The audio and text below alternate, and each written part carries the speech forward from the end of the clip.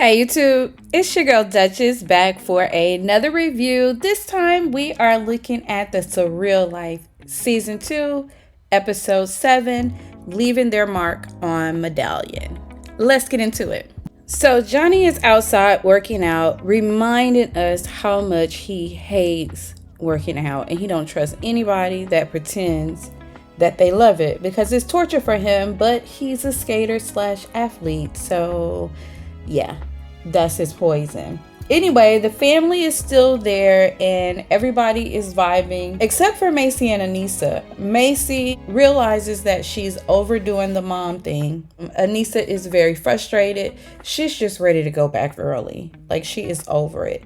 Macy is rethinking and feels like she may have been being overprotective. So she's trying to get Elisa to like drink some water and kind of take a time out, calm her nerves a little bit. She really doesn't want them to separate on a bad note, but she does go to find her a ride. Josie and her dad, which is the famous baseball player, I can't think of his name right now. I want to say it's Ocho Cinco, but that gets me into Chad Ocho Cinco for the football. What is his name? Sosa? Child, let me look that up because this is so disrespectful. 1 minute. Okay, I'm back. Jose Sanseco, and she has a lot of controversy around her growing up. She says that she kind of grew up, I don't want to say poor, but she didn't have the celebrity upbringing that you would expect. Her dad had the steroids scandal, and she was neglected, but not only was she neglected, she acted out in a lot of ways. Like, she was doing hard drugs and stuff by the time she was maybe, I'm going to say 15, but I really want to say she said 11. So Jose Sanseco, you know, the family member that's visiting, and what I was trying to get to before I went all around that circle is they're doing really good. Like, he is invested in her and, you know, wants to show her the ropes and not have her make the same mistakes that he made. So he's very attentive and kind of all grown up now, and all of that stuff is behind him. And she's at a place where she can kind of listen and be empathetic. So they're really cute. They have bonded and they've made so much progress, which has really helped her, just even kind of help her open up in the house a little bit. So they're doing really good. Tyler is playing the guitar and Chet is singing. And Chet has a really, really nice voice. Like, he's into this rap image, kind of like your Eminem, Paul Wall kind of situation without the gold grill. But he has a really beautiful voice. Like, he's just singing over this guitar and it is soulful. He could do R&B or country and really kill it. Like, give him a guitar player and some ballads, and Chet has it. Chet, honey, let the rap go. Get into this soulful situation. You can totally pull it off. Macy's daughter does leave, and Macy is hiding out in her room. She's crying. She doesn't want to bring everybody down. She's really sad, and so she's just kind of hiding out in her room and kind of letting it all down since her daughter has decided to go.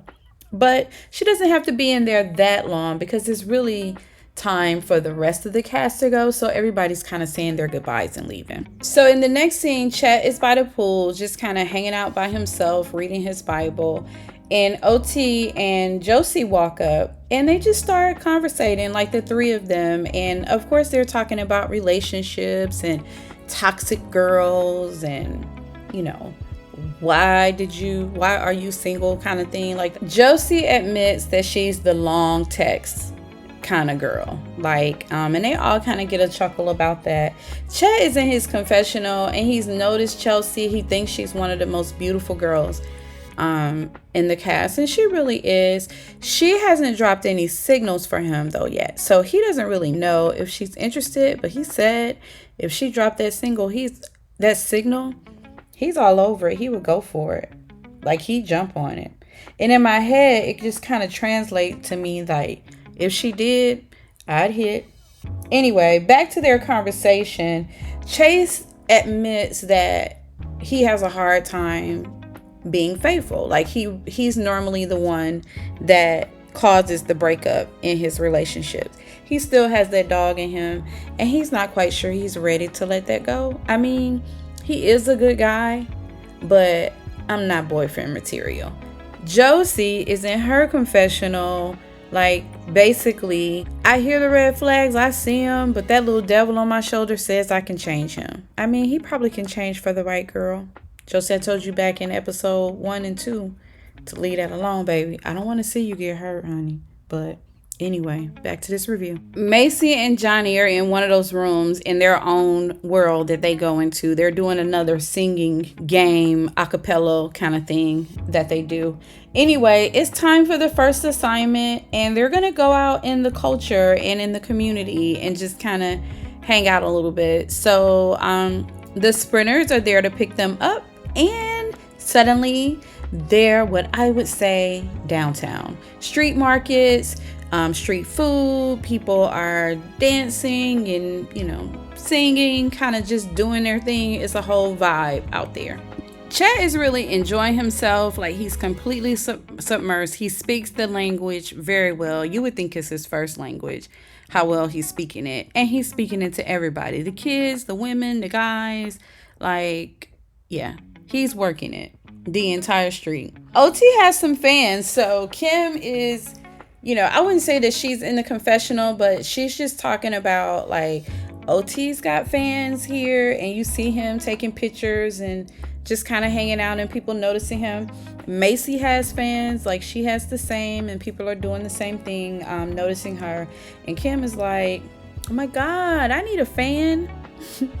And Josie is like, I got one. And I just know she's coming with, like, a person. Child, she got a little hand fan, like the little battery handmade fan. She thinks this woman is hot and she needs a fan. No, ma'am. She wants somebody to recognize her. She feels some kind of way. So OT is getting turned. Like, he's got a bottle of tequila. It's some red cups for the locals. And he is just really partying it up with these people. They have a surprise for them. Some performers put on kind of like a breakdancing kind of performance, like hip hop style kind of thing. And they enjoy it. And they have another surprise. So they have to go for a little, I guess, kind of like a little hike. But you know how when you're in, cities where the streets are small and it's really hilly, like, they just have a little bit of ways to go. And they get to this huge mural that is kind of overlooking the city. Like, it's right by a bridge, but it's huge and it's all their faces. And they love it. Like, it's going to be there forever. So it kind of marks their presence there as a group. And Macy finds it really endearing how everybody is so touched by it. So it kind of draws her in, because, Macy don't like to get all emotional or really participate in anything so far. Johnny says he looks like a geriatric Pee-wee Herman. And I can't unsee it.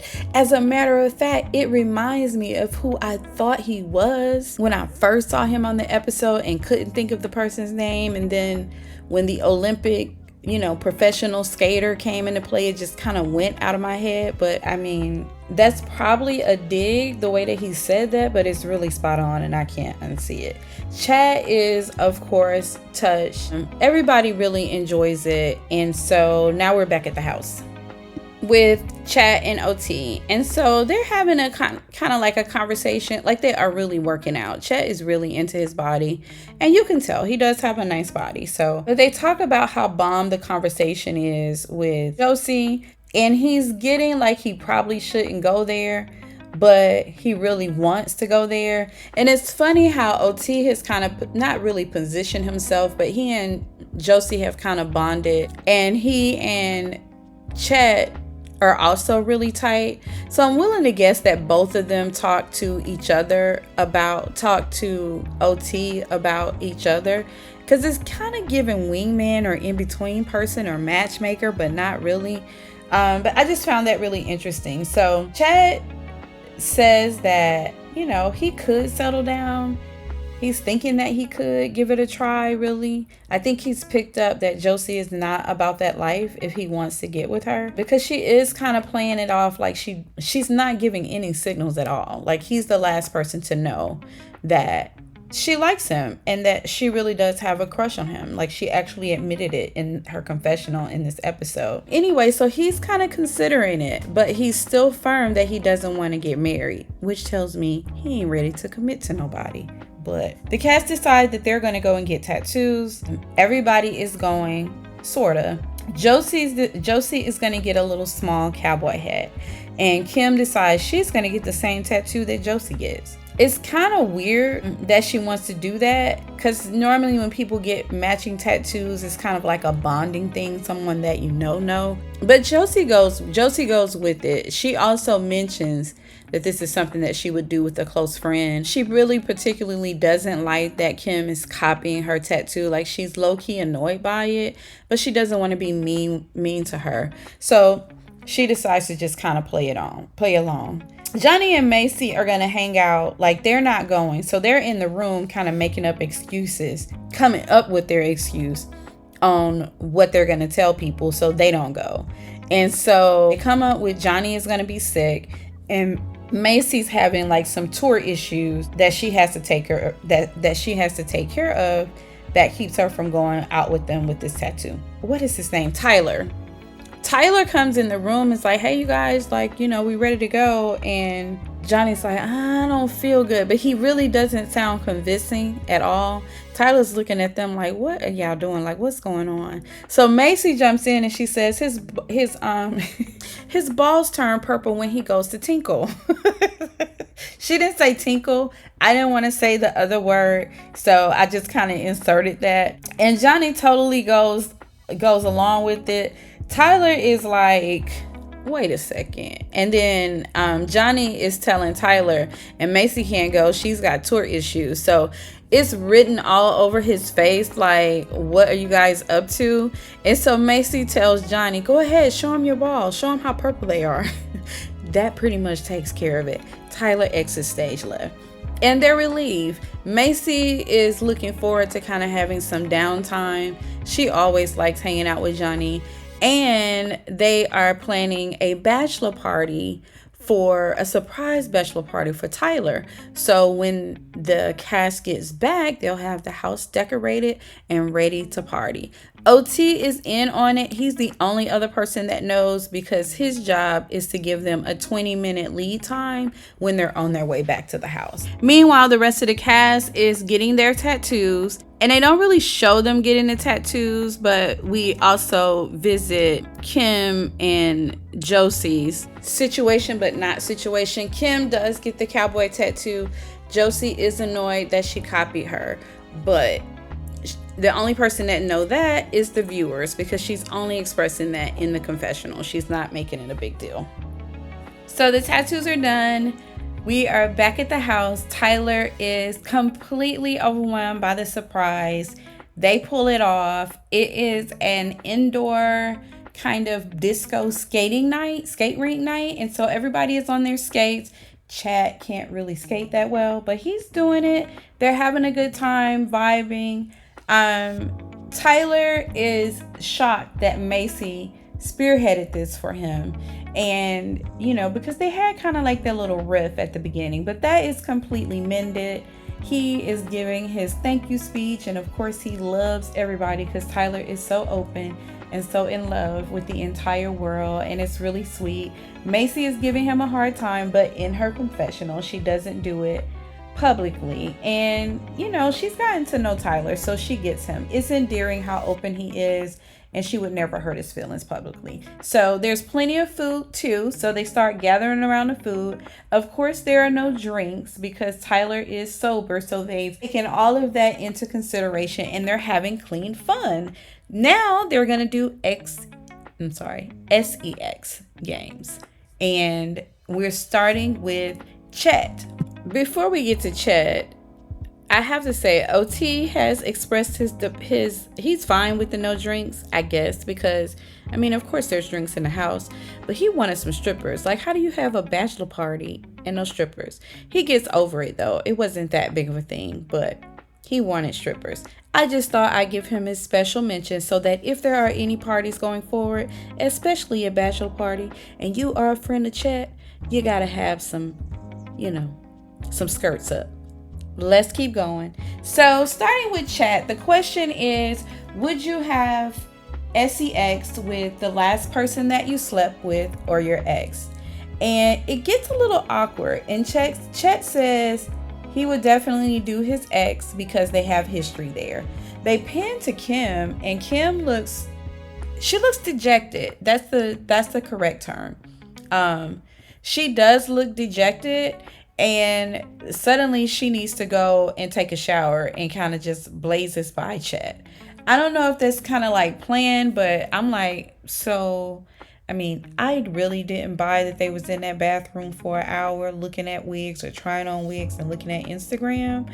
But I mean, they denied it so well, and completely played it off, and so I definitely bought it. But giving her reaction to not choosing the last person that he banged it out with, that wasn't very nice. Anyway, I just thought I'd give that a special mention. Next, we get to Josie. And Josie's question is something about, who would she want to get naked with? Who would she want to be naked in front of? Her ex or the person to her left? Chet just happens to be the person to her left. He notices it, and she says the person to her left, and that's just the clue that he needed to find out that she may be interested in him. So it's like, what's up, girl? Everybody thinks it will be cute that Chet and Chelsea get together. I mean, they're only saying that because they're both good looking, but this guy's really not ready. So Josie's not gonna listen to Auntie, y'all, because we see in the next episode that she finds herself in the bathroom and playing the same game. So what happened in the bathroom? Nothing happened in the bathroom. Anyway, that is The Real Life. One more episode to go, and season 2 will be wrapped. Your bonus question is, what is the title of this episode? Don't give the question. Just drop your answer in the comments, and I'm going to run those points up. Don't forget, it is promotion time, and I'm giving away a gift plus $100. This is your girl, Duchess. Drop down in the comments. Let me know what you think about this episode. Surreal Life, episode 7. Title is the bonus. It's your girl, Duchess, and I'm out.